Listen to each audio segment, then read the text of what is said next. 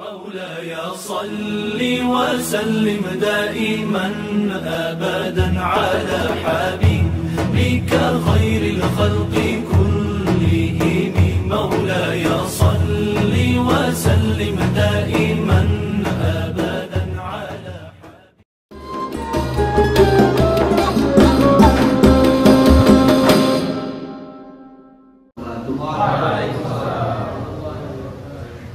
Alhamdulillah Rabbil Alamin.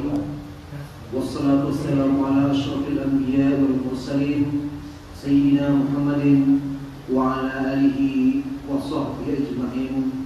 Amma ba'd. Allahumma salli ala Sayyidina Muhammad wa ala alihi wa sahbihi wa mawala. Faqala Allah ta'ala fi kitabih karim, a'udzu billahi minasyaitonir rajim. Bismillahirrahmanirrahim. Wal 'ashr innal insana fi khusr illa alladhina amanu wa 'amilus shalihat wa tawassaw bil haqq wa tawassaw bis sabr. Jamaah musalla al-hikmah pada alam sunnah rahimakumullah. Semoga Allah Subhanahu wa taala merahmati kita semua. Alhamdulillah Allah pertemukan kita di musalla ini dalam kondisi sehat, dalam keadaan kuat, dan tentu dalam situasi yang sempat. Sehat, kuat, dan sempat. Karena apabila tiga kriteria ini tidak ada, tentu kita tidak bisa hadir di sini. Ada orang yang sehat, kuat, tapi tidak sempat karena mungkin ada pekerjaan lain seperti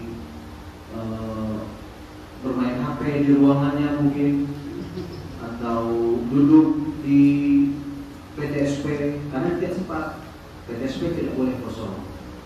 Atau sehat, sempat, tapi nggak kuat. Nah itu ada juga ya. Nah itu saat ini sedang mendengar suara ini dan tidak berada di bersama kita. Semoga diberi kekuatan, atau yang sakit bagi perempuan berhalangan itu sakit juga diberi kesehatan sehingga di momen yang akan datang hadir bersama kita. Tidak usah takut, tidak usah khawatir bahwa majelis ilmu seperti ini sudah digaransi oleh Rasulullah SAW. Malaikatur rahmah turun membentangkan sayapnya dan memohon ampunan bagi kita semua. Untuk itu kita sekali lagi bersyukur kepada Allah Subhanahu wa taala, dan selawat dan salam juga kepada Rasulullah SAW, keluarga beliau, sahabat beliau, serta orang-orang istiqomah yang ada di dalam beliau. Bapak Ibu jamaah sholat al-hikmah pengadilan agama Somalia yang saya banggakan, di kesempatan ini saya akan membawakan materi. Materi ini tidak saya tujukan untuk Bapak Ibu, tetapi untuk pengingat bagi saya sendiri. Judulnya biasa-biasa saja, tetapi bagi saya ini mengenai ciri harta berkah, ciri harta-harta yang berkah. Ini kalau tidak salah pernah disampaikan oleh Pak Haji Sarang ya Pak ya? Belum. Kerja dua saya. Dulu. Kita bekerja atau kita melakukan sesuatu tentu motivasinya ingin mencari harta. Rasulullah pun menegaskan di hadisnya, sebaik-baik orang adalah yang bekerja. Laki-laki yang kuat lebih baik daripada laki-laki yang lemah. Tangan yang di atas lebih baik daripada tangan yang di bawah. Kemarin saya menyampaikan juga kepada ada di PKL, profil Rasulullah itu adalah sosok yang tajir melintir. Usia mudanya usaha ekspor impor dari Mekah ke Syam, ke Yordania hari ini. Jadi ekspor impor luar negeri. Maharnya kemarin apa? 20 ekor unta betina. Kalau asumsi 75 juta per ekor, 1,5 miliar maharnya. Nah, umat Rasulullah seperangkat alat sholat.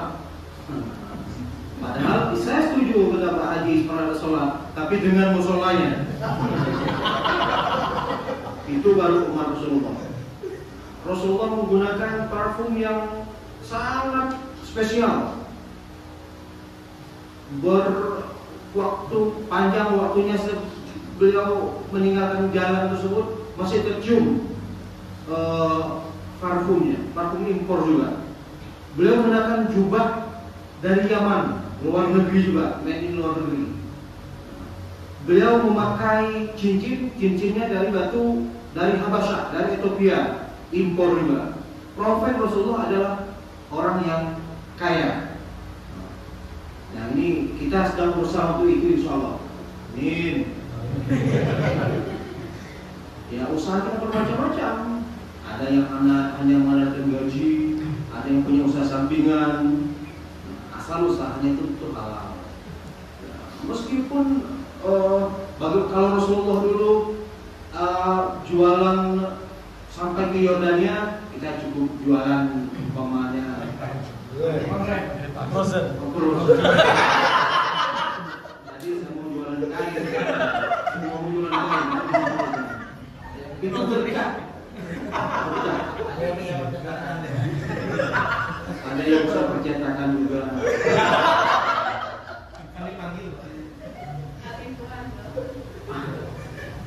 Intinya kita ingin harta yang berkah. Kemudian apa ciri-ciri harta yang berkah?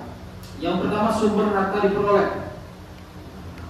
Jadi sumbernya itu harus dari tempat yang halal dan diperoleh dengan cara yang baik. Nah, kalau konteks kita berarti kita bekerja di pengadilan agama, diperoleh dengan cara yang baik. Bisa saja kita kerja di pengadilan agama, tempatnya baik, caranya baik. Harusnya ini contoh saja ya, harusnya manggil bertemu dengan kedua belah pihak, tapi langsung ke desa. Membuat pas sembarangan. Gara-gara salah ketik berubah artinya, merugikan para pihak. Ada putusan lama di-upload. Enggak profesional juga. Hendra ya. Ada hakim yang hawa tenang. Ya sesuai tupoksi kita masing-masing. Ya. Jadi sumber yang diperoleh itu tempat bekerja baik, caranya juga baik. Ada caranya baik, membantu orang, tapi tempat kerjanya nggak benar. Seperti kapten apa tadi? Kapten restoran. Nah, ini orang-orang tertentu yang tahu ya. Ya, caranya baik menolong orang, tapi kerjanya kapten restoran.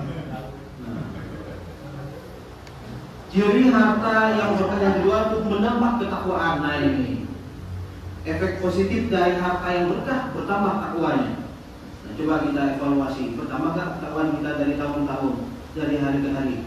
Masih sering membuli orang nggak? Masih sering ngatain orang nggak? Nah, itu contoh. Ya kalau orang bully ikhlas ya tentu aman kan? Nah, kalau yang bully kan ikhlas, ngatain orang kan ikhlas. Ghibah.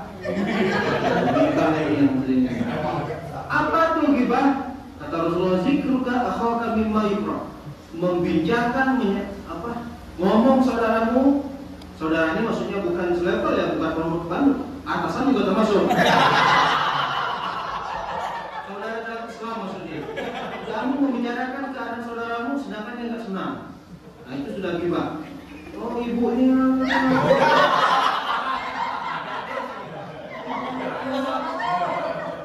Keluar terus.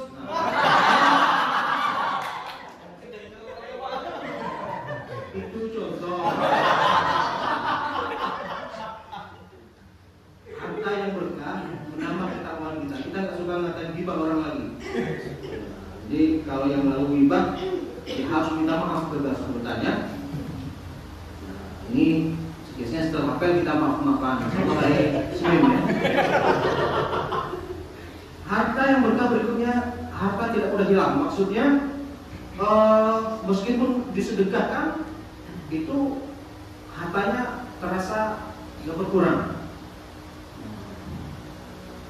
yang sedekah maksudnya bukan harus ke lembaga tertentu dengan itu, enggak mesti. Ya bersedekah ke orang terdekat itu juga sedekah.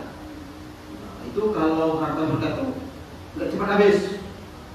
Nah, tapi ini kan tidak cepat habis, nih maknanya jangan terlak ya, karena kabarnya kalau yang di ruangan atas itu rata-rata cepat habis. Nah, mereka gajinya itu gaji 15 koma. Kalau sudah tengah 15 sudah koma itu. Hampir mati. Ada yang minjam ke kawannya, minjam ke yang jualan.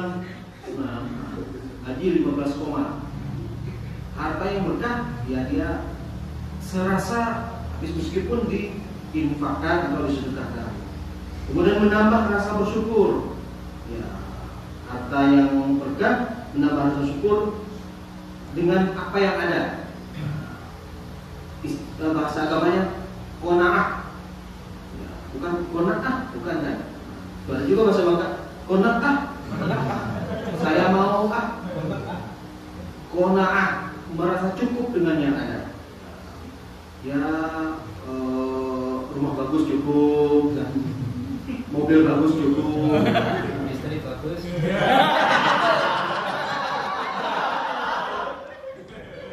Istri bagus cukup jauh.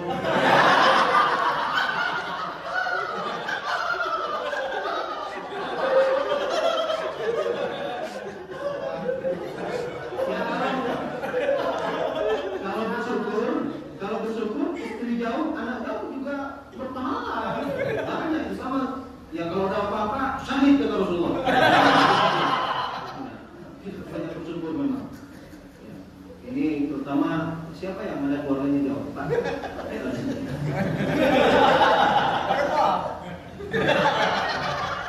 Kemudian berikutnya yang kelima, tidak membawa ke arah maksiat. Jadi hartanya itu tidak membuat dia ke arah maksiat. Kalau dapat gaji slot, naik slot itu di kantor lain itu banyak. Itu sehingga banyak itu yang dipecat dari pekerjaannya karena mereka punya penghasilan yang terlibat judi online. Ini harus kita waspadai. Judi online sudah sama-sama kita pahami ya. Kalau trading lain. Apalagi hasilnya kalau dibagi